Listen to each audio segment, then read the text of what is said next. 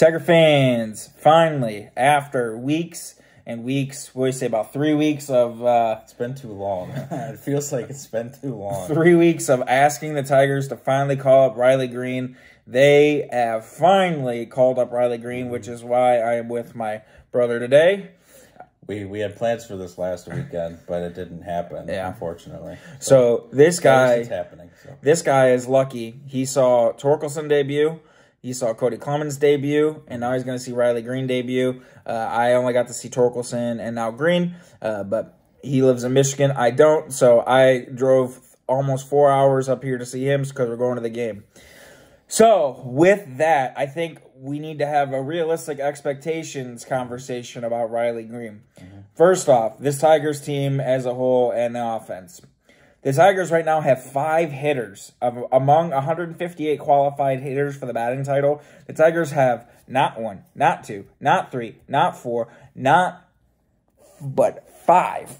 Like LeBron James. They got 5 hitters that are amongst the worst hitters in the entire league on this team. One thing needs to be stressed. Riley Greene is not going to save this season. Right. They are horribly bad. They're almost 20 games under 500. They have the worst offense in baseball. You can take almost any team's crappiest hitters and you'd be among the best of the hitters on the Tigers right now. They have one player on the entire team that has an above-average league. They're an above-average league hitter, which is the skeleton of Miguel Cabrera, who's got a 102 OPS plus. Everyone else is well below league average. So let's get into expectations. What are your expectations for Riley Greene getting called up? Well, he's going to give us some speed. He puts together a good at-bat as well, but hopefully he can be the spark plug to kind of ignite things. He was our best hitter in spring by far. And I know they had to give him ABs and stuff in Toledo, but it's like he earned his way out of spring to join the big club, and I feel like they just made this last so long.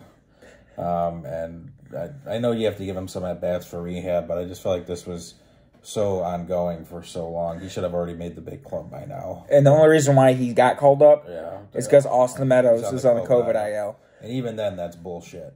Just because he goes on the IL, he gets called up. Like, he should have been up before that. Now, realistic expectations, guys. I cannot stress this enough. This team is so inept hitting. They have so many guys that are all just extremely bad right now. Riley Greene is not going to make this team a World Series contender. Riley Greene is not going to make this team a 500 team. Riley Greene isn't going to make this a 5 games below 500 team. This, you have to understand, is a 21-year-old rookie. He's a hell of a player. He's a hell of a hitter, and I have been talking about how good he is and how much I want to see him play.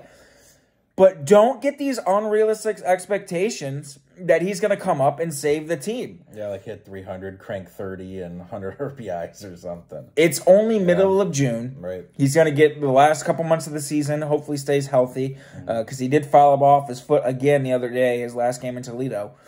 Luckily, obviously, didn't get hurt. But what I want to stress to you guys is look whose shirt I'm wearing. I'm wearing a Spencer Torkelson shirt. There is so many people right now that think Spencer Torkelson's a bust after a few months in the big leagues. And I think that is just such a horrible attitude because everyone thinks that rookies are going to come up and they're Ronald Acuna or Tatis. Mike Trout got sent down 3 times before he managed to stick around in the big leagues. These guys are kids. They're young. It's going to take time. You're going from playing in the minors to where you're seeing, once in a while you'll see a guy who's like a career minor leaguer or a 4A player. The talent differential is insane. You are going from seeing, okay, pretty good talent to the best of the best, 1 through 9. So if Riley Greene comes up and struggles a little bit and he doesn't hit to what I think he's capable of, who cares? He's a good player. He's a good center fielder. And what I hope is going to happen is I hope he's going to come up and be a spark plug kind of guy. Right. And I've talked about this so many times. Tigers lack that bad, and they need it for sure. Last year, they had a Badu. Yeah, he was spark. For sure. Spark plug guy. 100% spark plug guy. This year, they have no one. You watch from at-bat to at-bat to at-bat. it's just like this team is lifeless. You see Scope constantly chasing out of the zone, and he just has horrible bats. Javier Baez, horrible at bats.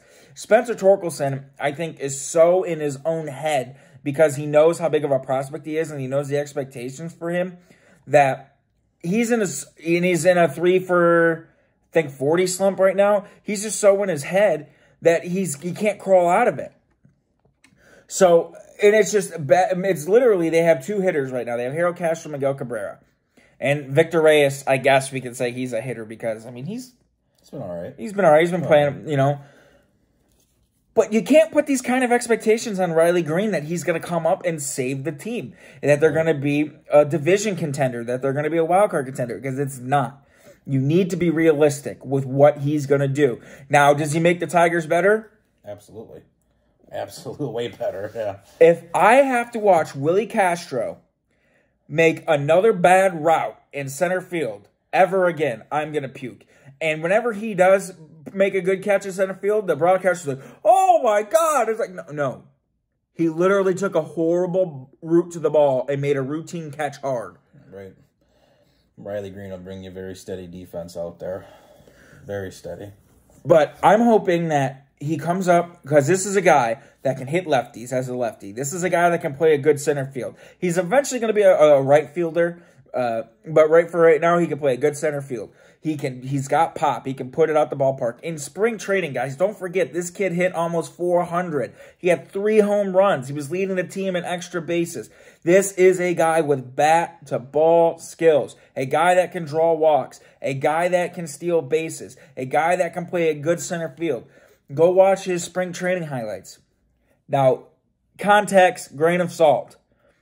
That was spring training. If he struggles a little bit and he slumps some, who cares? The fact that he's up, the fact that there's a guy that can actually hit, that might be a spark plug, that can steal some bases, play some defense. They don't have that this year. Last year, they had Akil Baddoo. Last year, they had guys that, you know, were good, feel-good stories, like Haas coming out of nowhere. And Grossman was putting balls in the seats. Let's go. They have literally no spark. Almost 3/4 of their team is 60% worse than the league average hitter. So keep that in mind. Be super happy you're seeing Riley Greene. I'm super happy Riley Greene's up here. But be realistic about what is going to happen. These are rookies. Look at Cody Clemens. Yeah, people already want him out. They've got his head already. Cody Clemens has had one game. Yeah, they're already calling him a bust already, too. They're calling him, and I mean, he is an older rookie. He is 25, but whatever. Still not that old. I mean, but look at Adolis Garcia. What he did here, like 28, 29 for the Rangers. I mean, yeah. You know. But these are rookies. You got to be realistic about what they're going to be. But I'm hoping that Riley Greene, you know, I've said this a million times, that he helps Spencer Torkelson. Because now Torkelson has a friend that he's really good friends with. And now the other guy that was supposed to be up with him at the start of the year to share some of the load of the hype is now here. But what I'm hoping doesn't happen is that he puts the expectations of such a crappy team on his shoulders. And he tries to be like Torkelson, and Torkelson, you know, just having bat at bat after at bat because he's so in his head. I'm hoping he doesn't do that because he feels the hype and the pressure. And he stops being Riley Greene. I just want him, if he could just come in wearing some noise-canceling headphones and never talk to the media and just go out there with a bat, I'd be so happy. I don't want him to do what's happened to Torkelson, where he's feeling the pressure of being a big-time rookie. He knows how bad the Tigers are. He knows how bad he's been, and he just goes into a huge slump. I really, really hope that's not what's going to happen to Riley Greene. It's a possibility. I mean, you've seen how bad this lineup is, 1 through 9.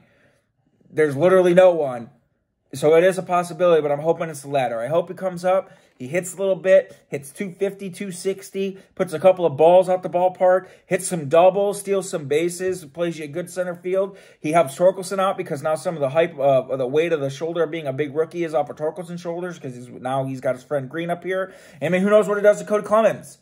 All these guys came up together. This lineup today that they're putting out, it's Toledo dudes out there, man. It's Clemens, it's Torkelson, it's Greene. And it's super cool because Scope could be on his way out. Grossman could be on his way out. And these guys are it. These are our future. This is now. These are Avila's dudes who are going to be up here. These are the dudes that are supposed to make us good again. So, Riley Greene, finally called up to the big leagues. Have realistic expectations. And remember, he's only 21 years old. If he doesn't hit right away, who cares? He's not saving this team. We're almost 20 games under 500. Well, then people are so quick to write people off like that, like rookies that struggle. But it's like Anthony Rizzo struggled through his first season. Aaron Judge struggled through his first season. Freddie Freeman struggled through his first season. Yeah, I'm pretty sure those guys have done well for themselves. Mike Trout. And Mike Trout, too. 3 times sent down. I looked at a weird guy to look, I guess, Barry Bonds. He only hit like 230 his first year. Max Scherzer, in his 3rd year in the big leagues, got sent down to the minors. I was at the game that he got sent down at because of David Ortiz.